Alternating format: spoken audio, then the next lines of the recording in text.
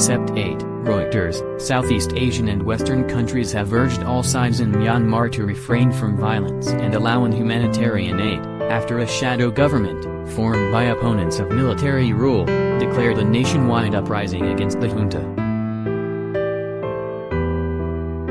The National Unity Government, NUG, said on Tuesday it was launching a People's Defensive War, signaling what appeared to be a bid to coordinate groups fighting the military as well as calls for troops and officials to switch sides.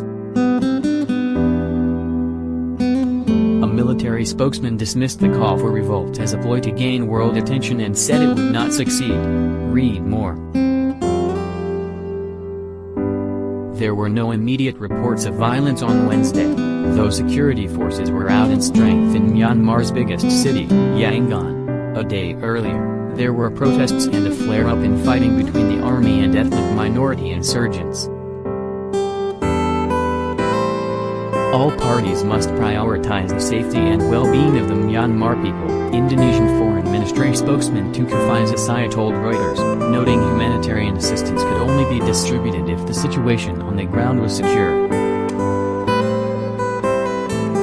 Indonesia has taken the lead among Myanmar's neighbors in trying to resolve a crisis triggered when the military toppled the elected government of Aung San Suu Kyi on February 1.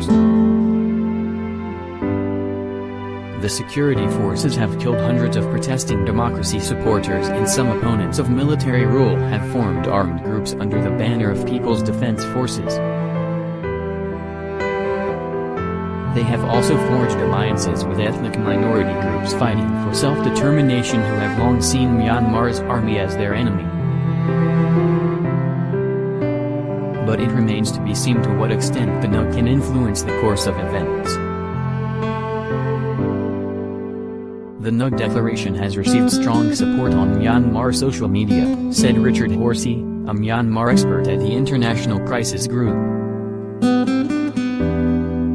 But he said it was not clear if opposition forces have the capacity to escalate the fight against Myanmar's well-equipped military, and the NUG's declaration of war might backfire by making it harder for some countries to support it.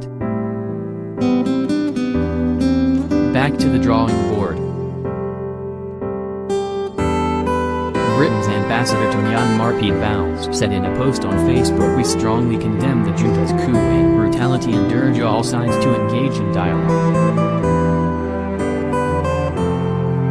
While Western countries have imposed sanctions to press the junta, the Association of Southeast Asian Nations has been leading efforts for a diplomatic solution, but some members of the bloc have become exasperated by the lack of progress.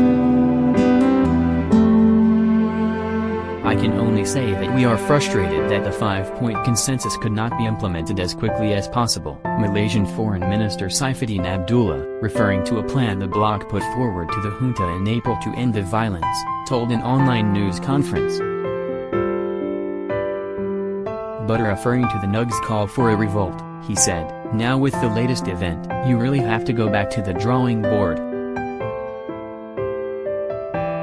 An ASEAN envoy to Myanmar was quoted as saying on the weekend that the military had accepted his proposal for a ceasefire until the end of the year to ensure distribution of humanitarian aid. But no side in the conflict has confirmed this. In Washington, 1A U.S. State Department spokesperson noted the declaration of a People's Defensive War but called for peace to allow the delivery of aid and medicine, the U.S.-funded RFA, Radio Free Asia, reported. The United States does not condone violence as a solution to the current crisis, and calls on all sides to remain peaceful, said the spokesman. As opposed to most Western countries that have condemned the army for ousting Suu Kyi's government, China, which has considerable economic interests in Myanmar, has taken a softer line and said its priorities are stability and not interfering in its neighbor. China's state-run Global Times newspaper warned that if Western countries backed anti-junta forces militarily, it may trigger violent turmoil. If armed clashes are indulged in, political extremist action is encouraged, then the country will be plagued by endless battles and trouble, it said in an opinion piece.